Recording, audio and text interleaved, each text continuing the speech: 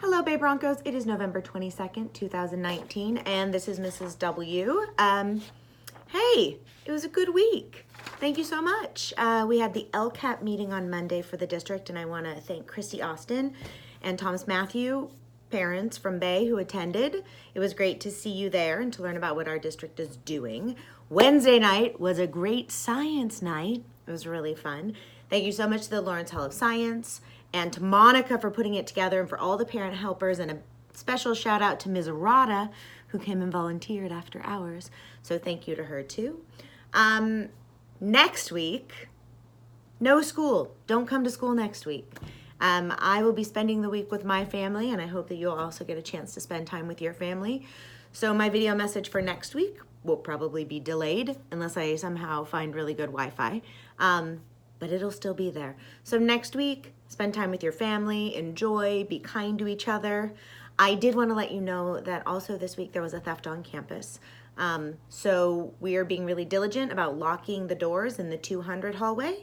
And please, please, please make sure that if you come on campus, you come through the front and into the office and sign in. It's very important that everyone who's on campus signs in and signs out, so that we know who's on campus, and if there is an emergency, we can make sure that we find the right people. So, again, next week we're out, and I just want to say I'm thankful for all of you. So, I have a wonderful book to read to you today. It's called Tight Times by Barbara Shook-Hazen. And this is a book that helps remind me of how lucky I am to have the things that I have. Tight Times, Barbara Shook-Hazen.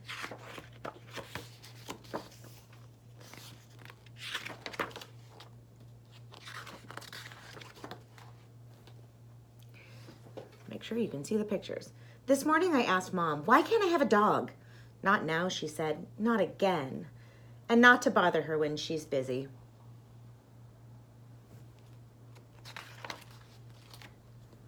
Because of tight times, said Dad.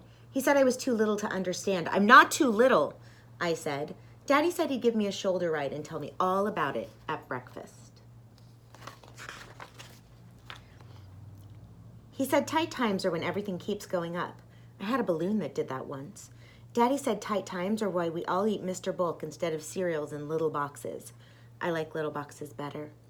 Daddy said tight times are why we went to the sprinkler last summer instead of the lake. I like the lake better.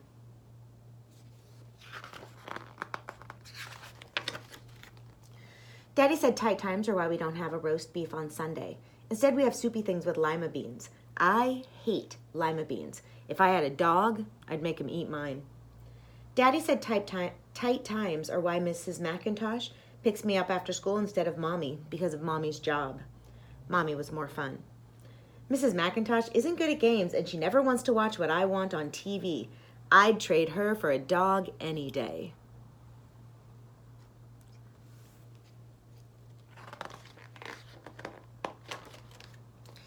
Then Daddy fixed us both special drinks. He said he wasn't mad at me. He said he was mad because he'd lost something. I said, look behind the radiator, because that's where I found my lost puzzle piece. Daddy said it wasn't that simple. What he'd lost was his job. It's really hard. Then Mommy came home. She gave me a candy bar, and she said she wanted to talk to Daddy.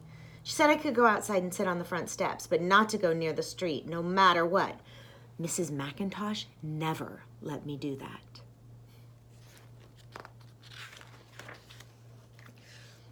I was just sitting on the steps when I heard something.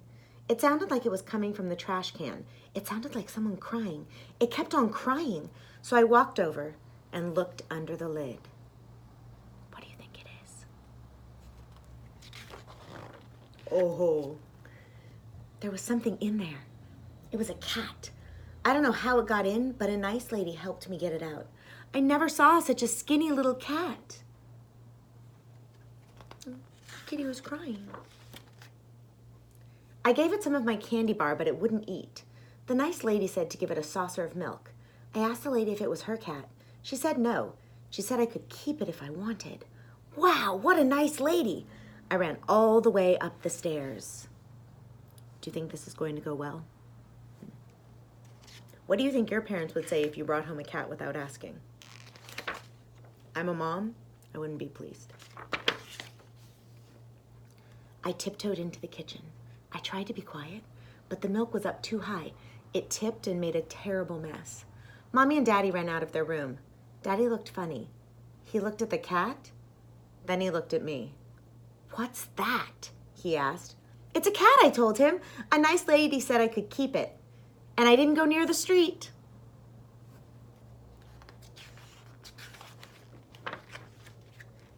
Then something sort of scary happened. Daddy started to cry. So did Mommy. I didn't know Daddy's cried. I didn't know what to do. Then they both made a sandwich hug with me in the middle. So I started to cry.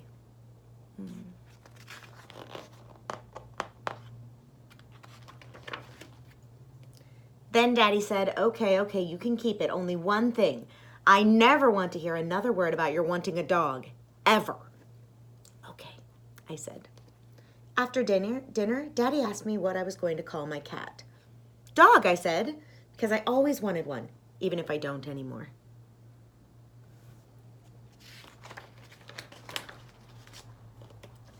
Dog's a great cat.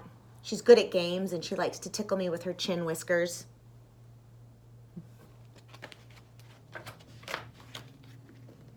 I sure hope Dog likes lima beans. So he didn't get a dog, but he did get a cat named Dog at the end. And this book helps me to remember that we always have difficult times. They come, but we just have to remember and value all of the things that we do have. So I hope that you have a wonderful week off.